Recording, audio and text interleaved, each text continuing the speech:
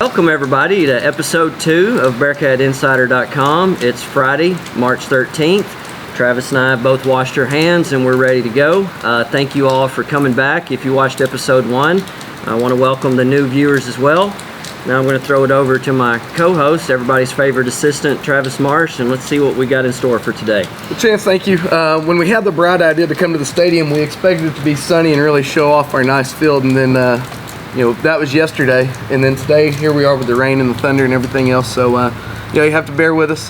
But man, I'm really excited. We're going to talk about spring sports, kind of give an update on that. Also, we're going to recap basketball season and then go back and talk about some things like the football schedule that we talked about in episode 1. So looking forward to a good show today. Okay, Coach, let's start with girls basketball. What can you tell us about that? Man, the most exciting thing about girls basketball, and we talked about this last episode as well, is they made the playoffs. This is the first time in a long time, so we're really proud of the girls. So they lost to Howe in the first round of the playoffs. They lost 58-27. But the good thing about that is Howe was number 16 in 3A at the time. Honestly, I don't know where Howe ended up, but I know they were kind of expected to make a run to the regional tournament. And so, the seniors that are graduating, we really appreciate the contributions they made to kind of restarting Lady Cat basketball into playoffs. But we have four starters, 4 people, I guess you could say, are coming back. And those players were key cogs in the success they did have. So things are kind of trending up right now, I would say, for Lady Cat basketball and Coach Lay.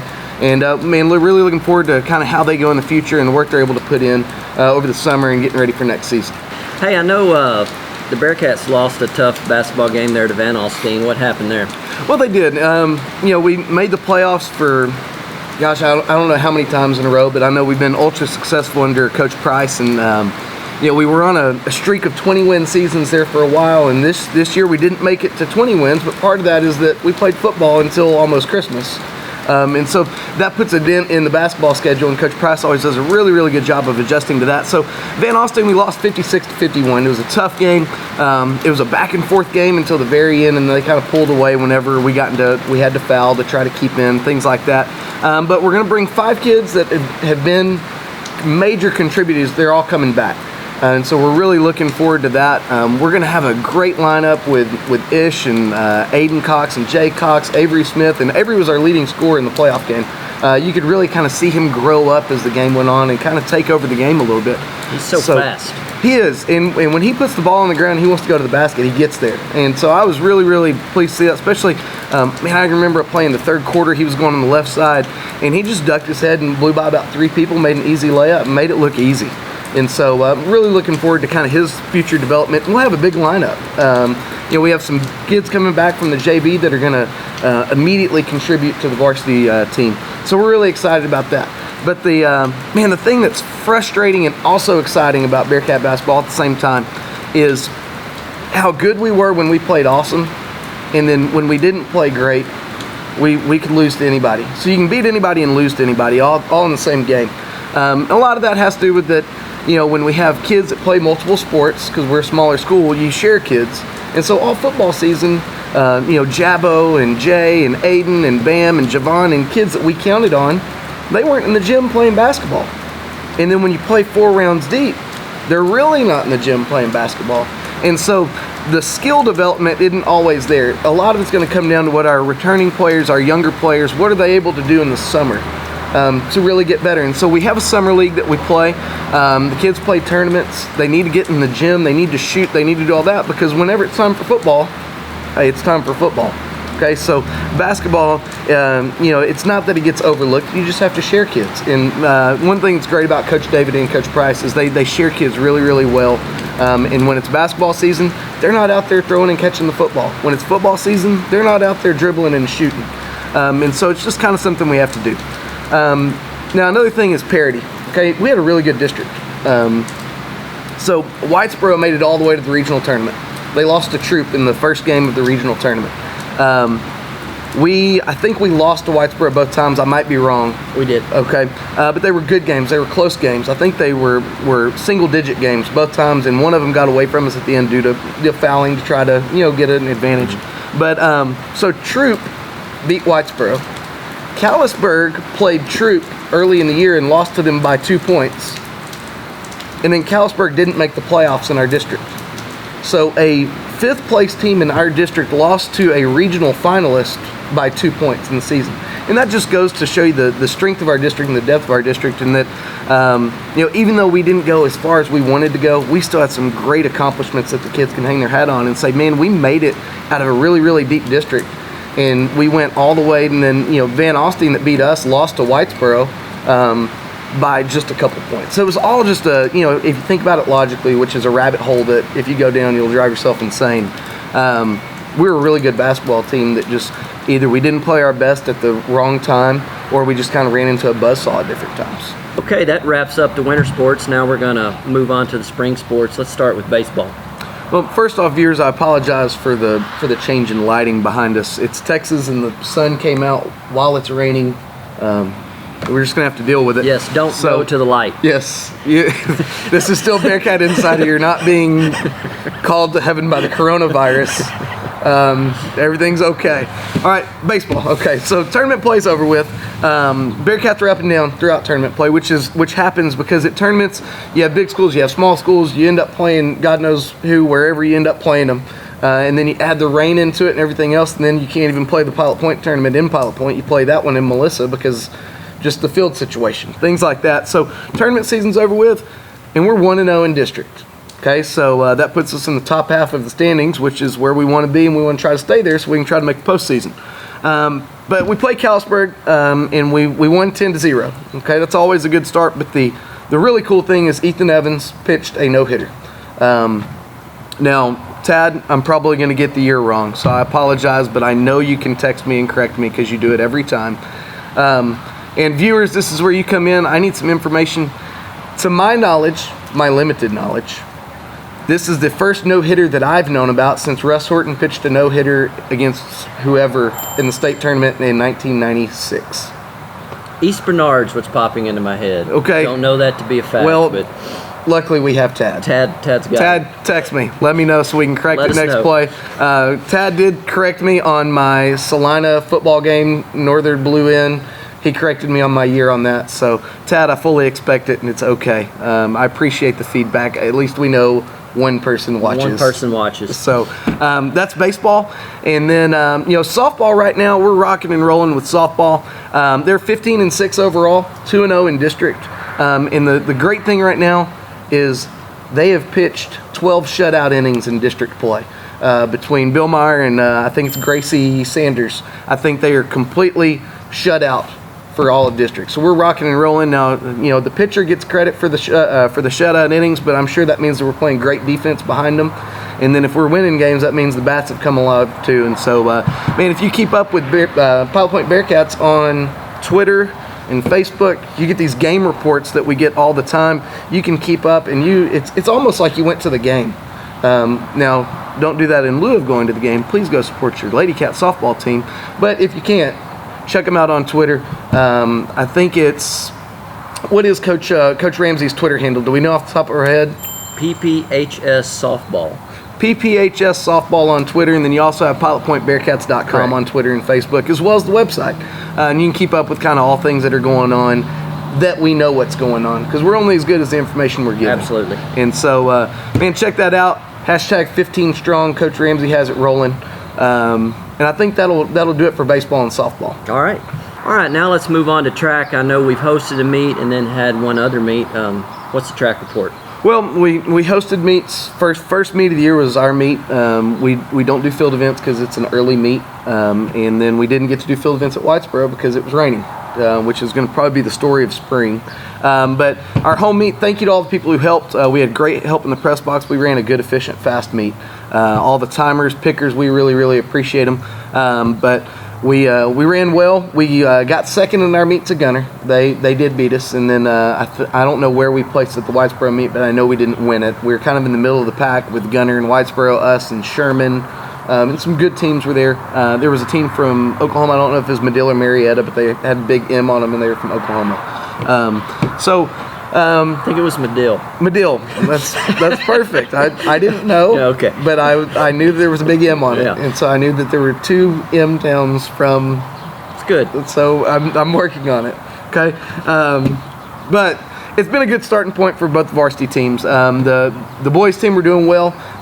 We're on, I love track. I love mile relay.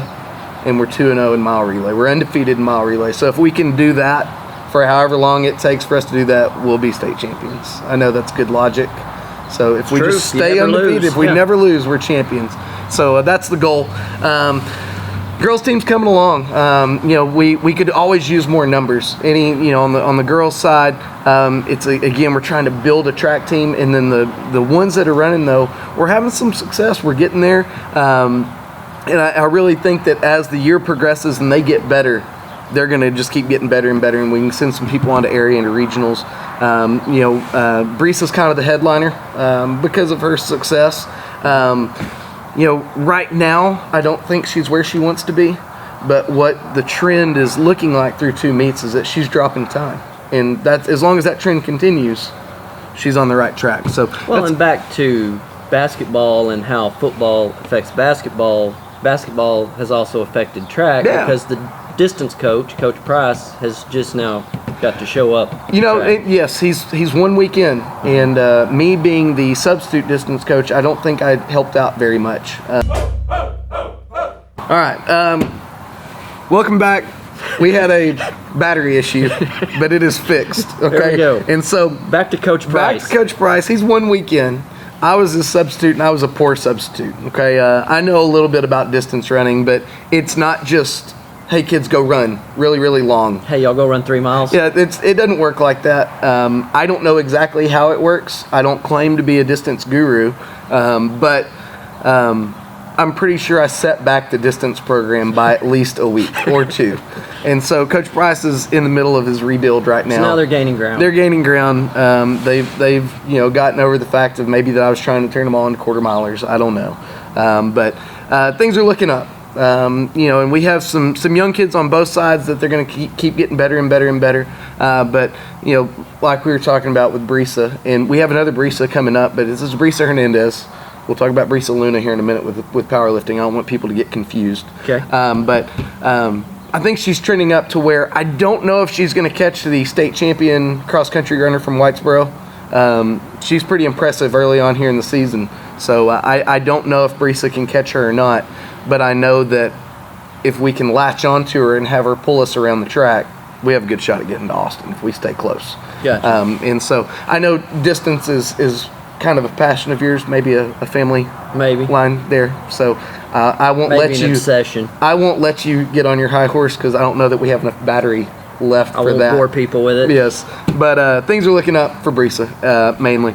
And then, like I said, mile relay, it's impressive. It is early season going into spring break. You kind of want to be at 3:30. We're at 3:32, which is a little bit slower than we want to be. But we're trying to kind of fix one leg in there. And for people that don't understand, you have 4 legs of a mile relay. A leg is not an actual individual leg. That's what you refer to as a person on a relay as a leg.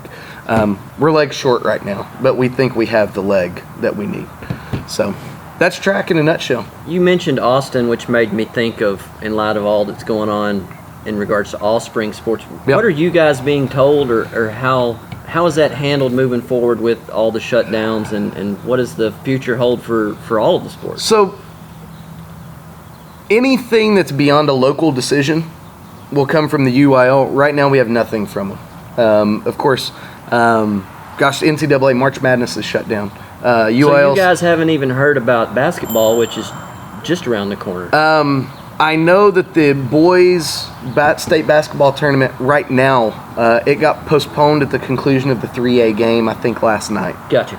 And I got that information from a notification from the Austin Statesman that I got on my phone. So official communication from UIL right now is we're not getting anything broad or sweeping from them yet. Okay. But if things continue how it is, it might be The Walking Dead by the time we get to the state track meet. I have no idea. But right now, we're just kind of go from a local perspective, wash your hands, don't cough on each other, things like that. Dab it up instead of handshakes, maybe don't touch anybody. But there's just really from a local perspective, there's no change. So you're just waiting to hear from higher ups. Yep. And, you know, do we run at Ponder next week or not? I don't know. Are we on a 2-week spring break next week? I don't know. So it's kind of wait and see. Okay. Okay, that wraps up track. I guess now we're on to tennis and golf. So tennis and golf, Coach Freeze and Coach Lane, respectively. So Coach Freeze has the tennis team rolling. They have a ton of people signed up to play tennis. And if you go out there, it's like somebody stepped on an ant mound of tennis players. And you just have kids everywhere and tennis balls going everywhere. And it looks like they are they're playing tennis. Looks like they're playing tennis. It looks like they're playing tennis. I don't know what that means. I was a regional qualifier my senior year in tennis with Coach Jordan. I had a doubles team, me and Mike Holler. Wow. We were awful. We were so bad. Is that the tell us something we don't know segment? That's the I wish I wouldn't have opened my mouth segment. But there is a great article about tennis in the Post Signal. I think it's in last week's edition. Okay. And then while we're on the Post Signal, superlatives for girls basketball, they were released to the Post Signal in, I think, this week's edition. So the Thursday, March 12th edition, I think is what it would be. Okay. You can get the girls superlatives from all district, things like that. I haven't had a chance to get my hands on a paper this morning. I have too many kids to worry about getting a paper. Golf, we've hosted the Pilot Point Invitational. They played well. Had the Gainesville golf tournament. The girls won it on the girls' side. And then on the boys' side, I talked to two of the golf players this week at track practice. And Cade Carter, he's a new student to us. He moved in actually in the fall, late fall. He shot really well. He shot in the mid to high 80s both weeks, but he hadn't had much course time because it's been basketball season.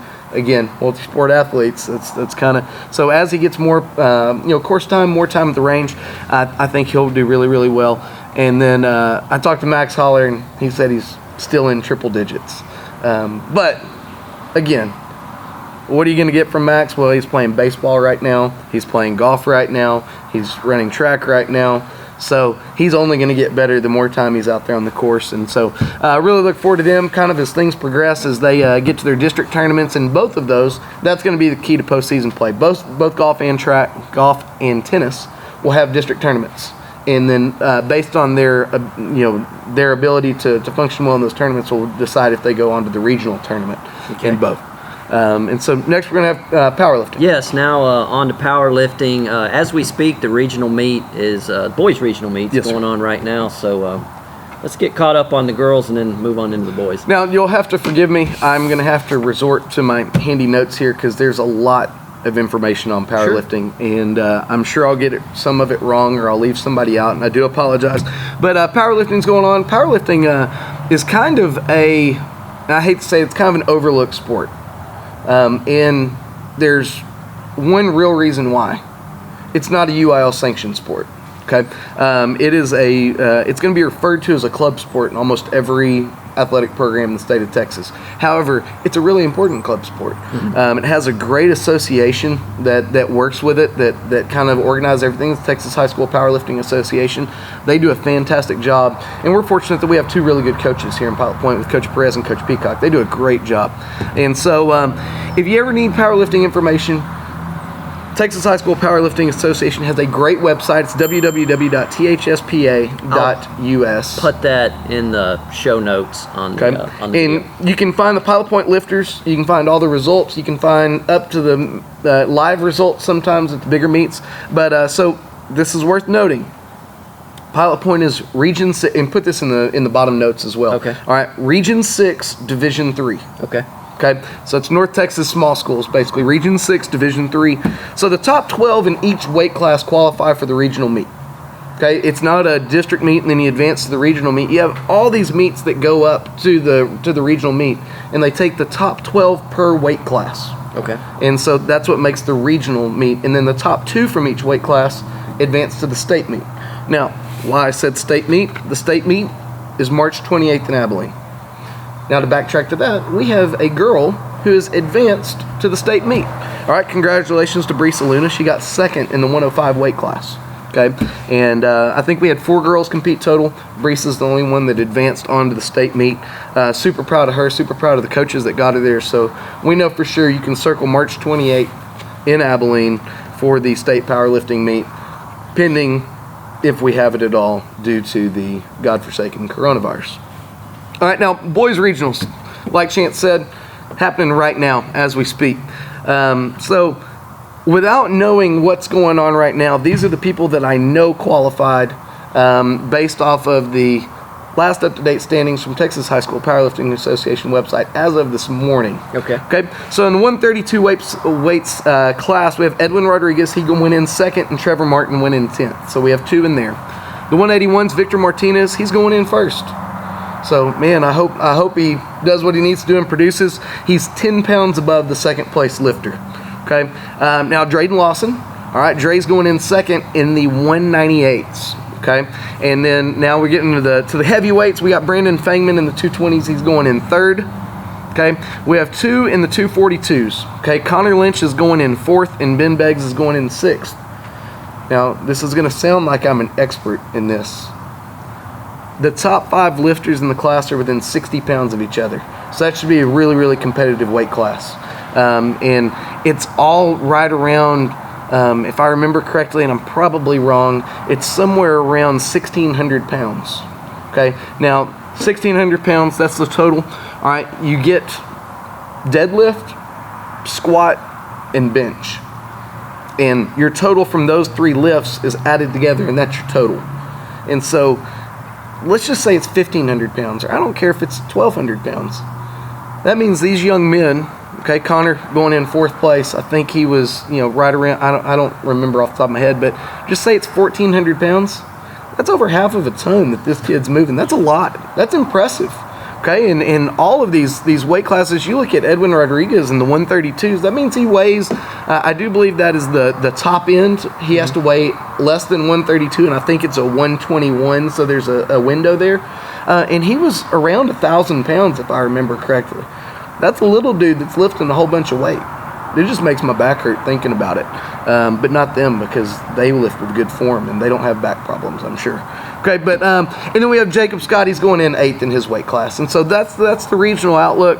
Out of that, you're gonna have some movers, and you're gonna have some people that are gonna supersede, and they're gonna do way better than what they went in, and some people might not do as well. But we wish them best of luck. The powerlifting team, really excited about that, and it's such a good foundational sport for an athletic program because of you're just building strong kids in the weight room. And as a football coach, I really like that. And it helps with a whole lot of things. And so really proud of those guys. Looking forward to seeing the results later today. Okay, let's talk about the football schedule. And first, I owe you an apology because surely there's other people out there that thought the same way. Why do you keep holding on to this football schedule so tight? In our last episode, and the 4 of you that watched it know that I was saying, hey, let's get this schedule out. And you were like, well, hold it up. We just got to wait. Things change. Well, things change. So tell us about the schedule and what happened. So, not to rain on your parade, the football schedule had been done since first week of January, probably. I had just about, all wrapped up. We were ready to rock and roll, just kind of finalizing some things. And then realignment comes along. Well, it didn't change anything. Well, and then you kept texting me, hey, when can we put this thing out? When can we put this thing out? Fans have a right to know. When can we put this thing out? And then we get to February 25th, and the UIL adds Peaster to our district. Where did that come from? How does that happen? That is why you never got a schedule, because there was one more meeting that had to happen, and it happened and it changed. Okay, so Peaster, 3A school, been a basketball school forever, started a football program a couple years ago. They got a new head coach from Burleson High School second week of February, right around there. And instead of playing a rogue schedule, okay, fun buzzword, rogue schedule means that you're playing everybody's bye weeks. You don't have a home. You're just kind of you're just dangling out there.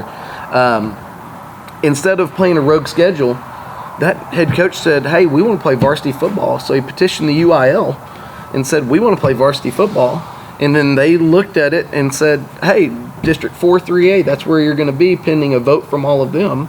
Well, it all happened, and now Peaster's in our football district.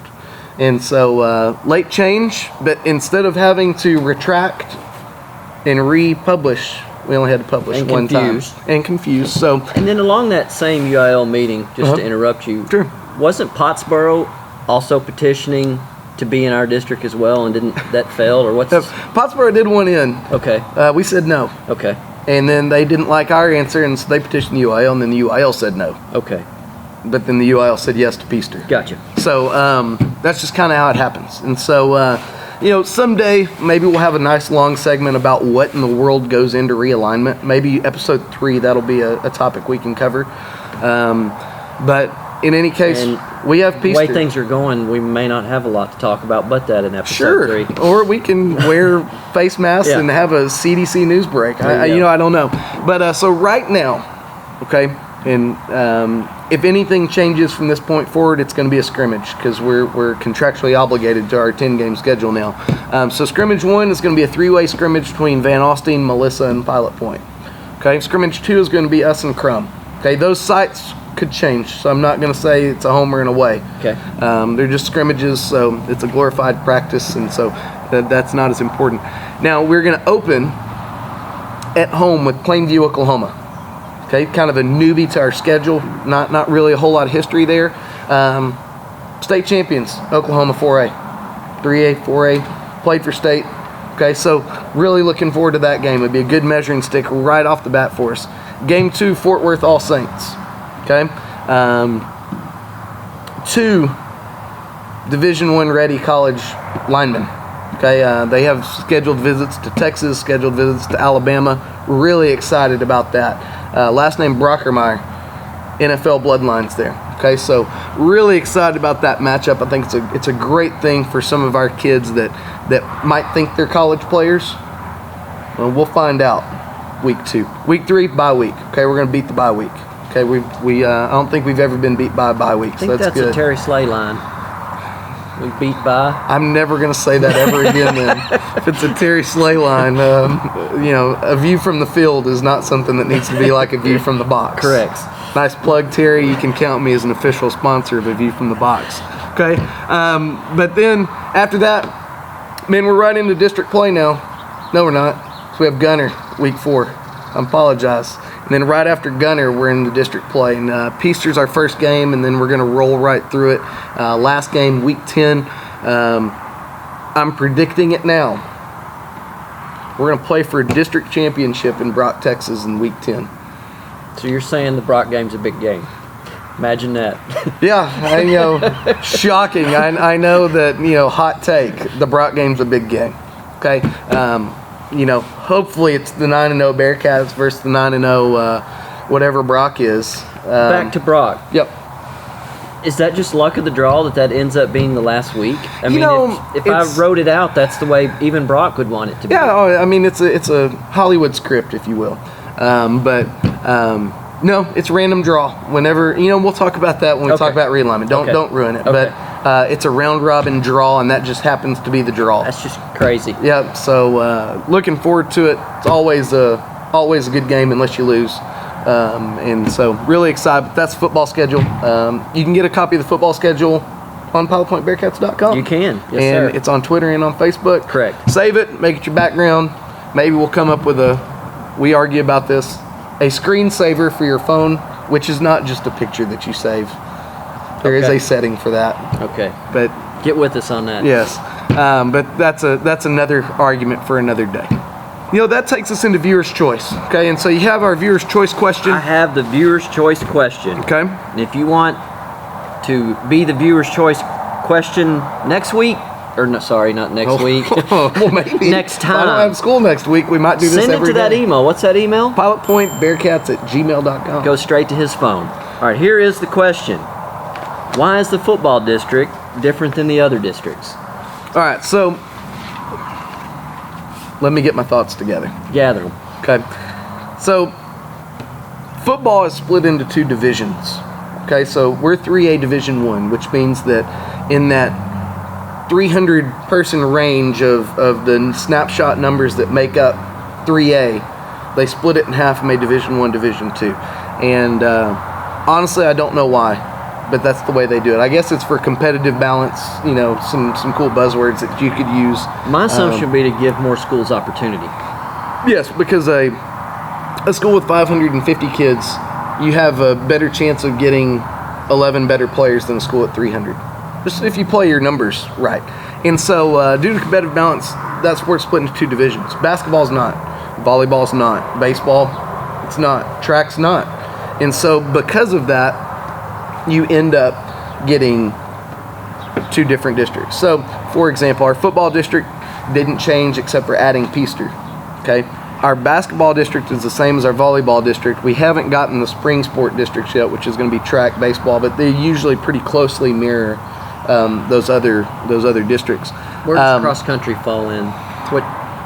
It is a basketball, volleyball, cross country. Okay. And man, that will be its own topic of our new cross country district. Okay. It might be the best cross country district in 3A. Okay, but 3A football added Valley View, added some other schools, but they went Division II because they're smaller. However, in our volleyball district, we added Valley View, we added Boyd, and I think that's it. And then I don't remember off the top of my head exactly who dropped out or who we lost or this or that. But volleyball and basketball, and now we have Paradise, Boyd, and Valley View. Those are the 3 additions. Okay? And so the numbers don't add up for them to be in our football district, Valley View. And so they're going to go Division II, but then they're going to play basketball and volleyball. So it gets confusing. It really does. And the days of where you play the same 5 schools in district from first day of school to last day, those days are gone. Now, you have your football thing. So Brock, we see him in football, but we don't see him volleyball. We don't see him basketball unless we go deep in the playoffs. And then you meet up with them. But I'm really going to pick your brain now. We lost Pottsboro. That's who we lost in basketball. I think Brock isn't even in our region except in football.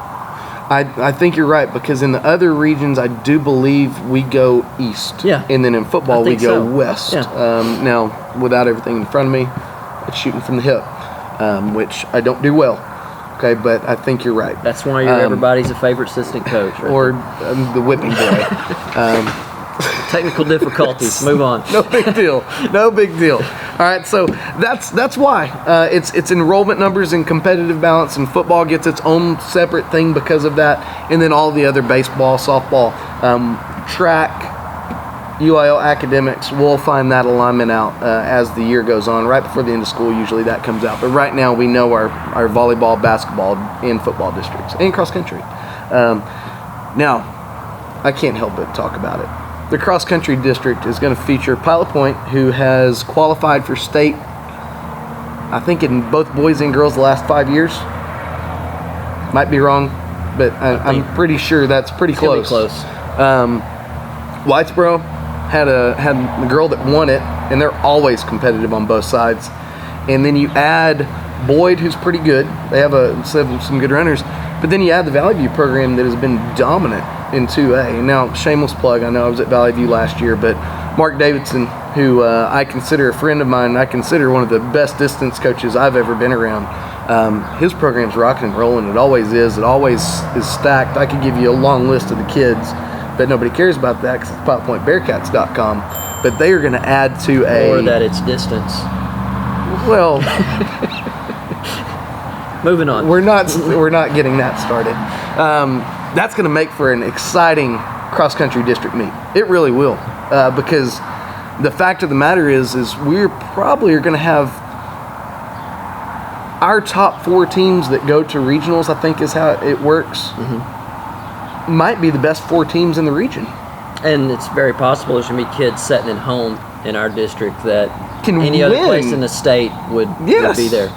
And how awesome is that? Well, it's not awesome if you get left out. Yeah. But for competitiveness, how awesome is that? Yeah. I mean, we're going to be the best of the best in 3A cross country in our little slice of North Texas. So that's exciting. Really, really excited about that. Excited for our kids to be able to take part in that. And man, if you win that district, you really have done something.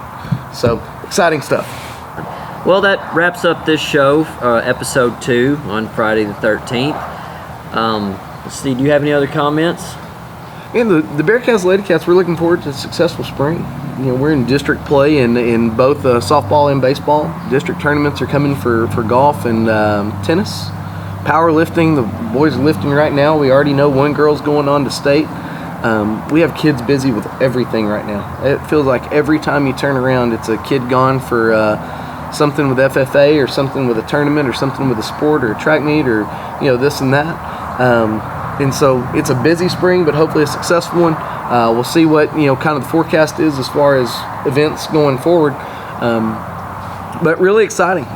Excited for our kids to compete. Excited for what the future holds here for the Bearcats. And we thank the viewers for watching, but what we really need is interaction. That's what makes it more fun, because instead of just listening to us talk, I'd rather them listen to us talk about something they want to hear about. And so we need to hear about it. You can comment, you can send us a message, you can send us an email. All those things, I'm sure, are readily accessible. And let us know what you want us to argue about or argue with y'all about, or what do you want to hear about, or is there somebody that you would like for us to sit down with and talk to, or anything like that that'd be available. It'd really be good. But I'm just excited for episode 3, whenever that is now. And yes, wash your hands. Hopefully we're all here. Absolutely. But thank you, Chance, for the opportunity, and we look forward to seeing you guys next time.